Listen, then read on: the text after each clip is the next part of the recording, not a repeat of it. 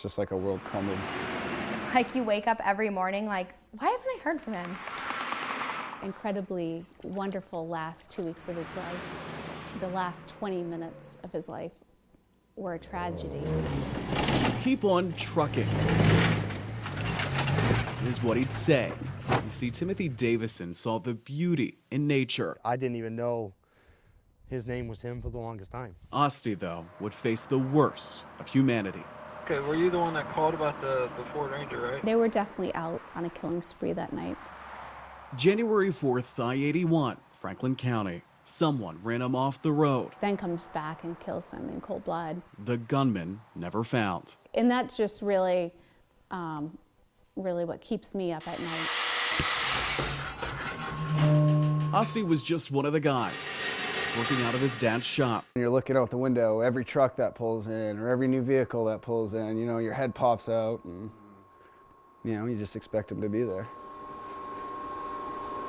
Instead, they see him in a way they never imagined. May you rest in peace, knowing your family and friends loved you for the person you were. You were the best son, family member, and friend that anyone could ask for, and you will be missed greatly. He's just very good at knowing where to go and how to get out of situations. An off-roader. And he was a very good driver. Asti loved the challenge of making it up the mountain. There's a gap in the healing process there because we can't move past the whodunit part. This is the reward. Peace. Right near a cell phone tower. Hundreds of miles away, though, that's what failed him. He had asked, should I get off the exit? And it was right past there where he was run off the road. So I know he slowed down, waiting for an answer. U.S. Senator Bob Casey asked the commission to investigate why Timothy Davison's 911 call for help was dropped. The FCC answered Casey, saying it doesn't know why. When you call 911, you expect them to be there and to help you in the situation. And if they can't do that, then there should be signs posted just saying this area you're entering isn't covered by 911. People that take 911 calls need to be trained on a national level. That was at our friend's wedding. And every single picture he's in, he's got that look on his face of just pure joy.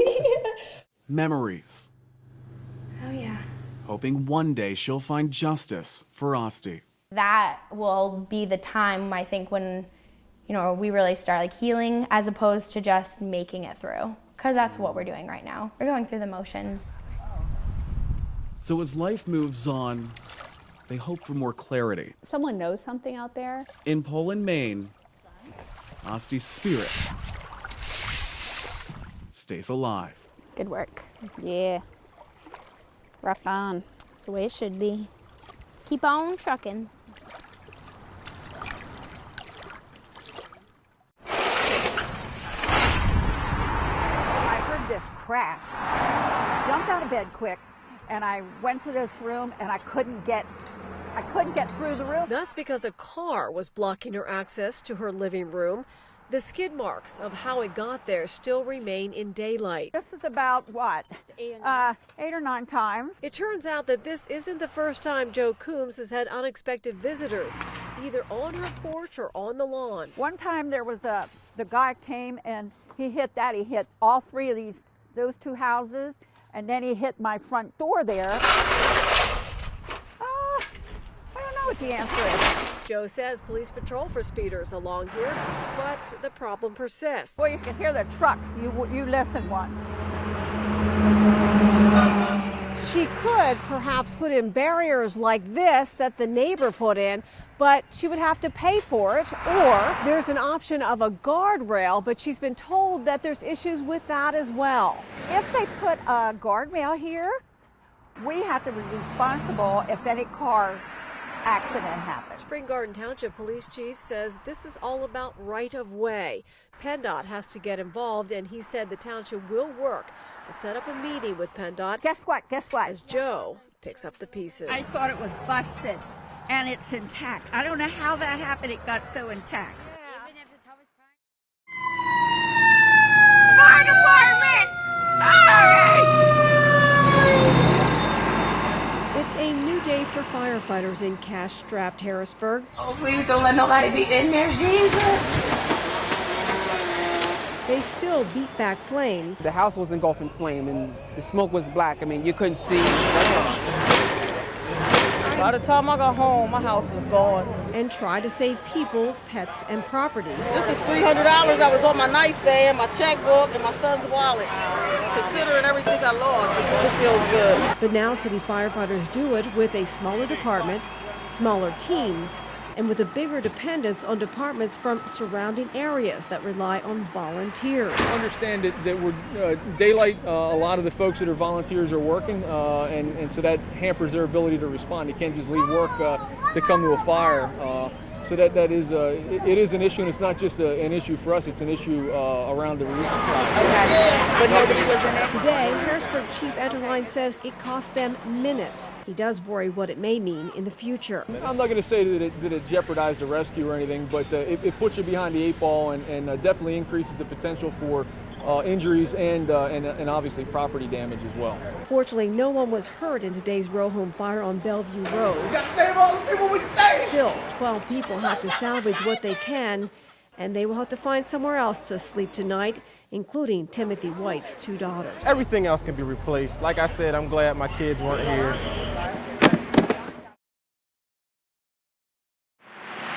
I honestly thought he was dead. Looks like she was going pretty fast.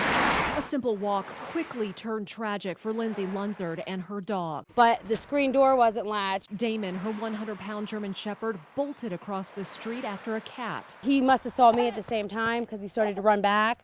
And I was like, Damon, no! But it was too late, and a big SUV came and it hit him. Her neighbors called 911. First thing I asked to the dispatch center was if the dog was still alive or if it was deceased, and they were not able to let me know that. This footage from firefighter Jim Herr's helmet cam has the answer. Damon was alive. And I was like, oh, I started freaking out because I was like, oh my God, he's not dead. I don't know what to do. I don't know what to do.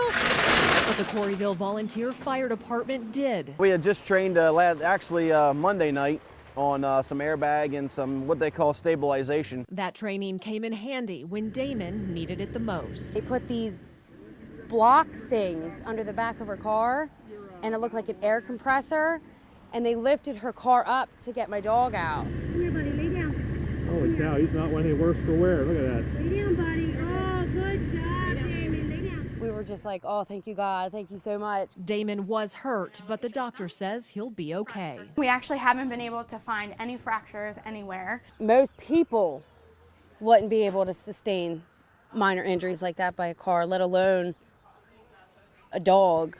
But he's strong, and we can't wait for him to come home.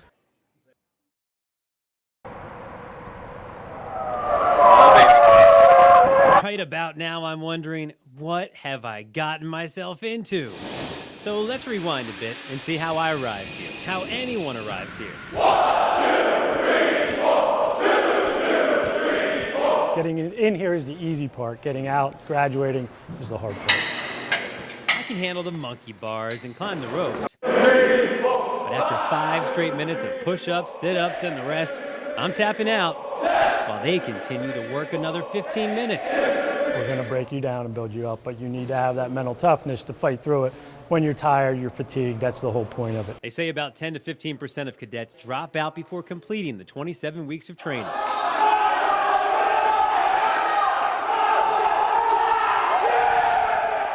The rest will know they've earned it. Pull back on it, let it fly forward. Now you're loaded. Look where your first shot went. You are dead center. You see where you went? Cadets train on the range for 140 hours, firing more than 1,300 rounds to be prepared for all sorts of deadly force scenarios. If need be, if you had to make a shot, you're going to be a lot more accurate with a long gun than it would a pistol. And go ahead and fire. Perfect. Look where you hit. Rack it. And now, let's track it. You ever had to do anything like this, for real? Yeah. Been in lots of pursuits, unfortunately. But he's never been on the receiving side of a precision intervention technique, also known as a pit maneuver. Oh, baby.